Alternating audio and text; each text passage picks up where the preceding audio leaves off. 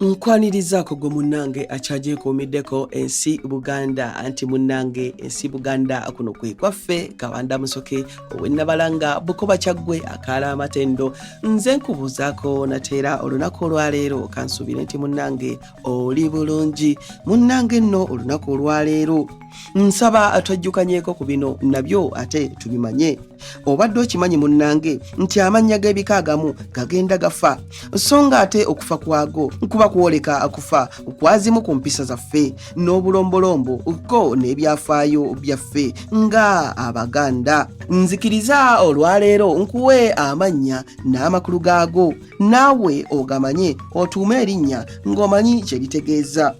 Erinnya mukaaku bano baba basajja nga liva mu kigambo omukaaku ekitegeeza ekikuta ky'omutuba ekimaze okuggibwa ku muti nga kirinze kukolwamu lubugo. Kino nno munnange kiyitibwa omukaaku era mwe muva erinnya mukaaku ly'oyinza okugamba nti litegeeza ekikuta ky'omutuba ekiggiddwa ku muti nga kirinze okukomagwamu olubugo.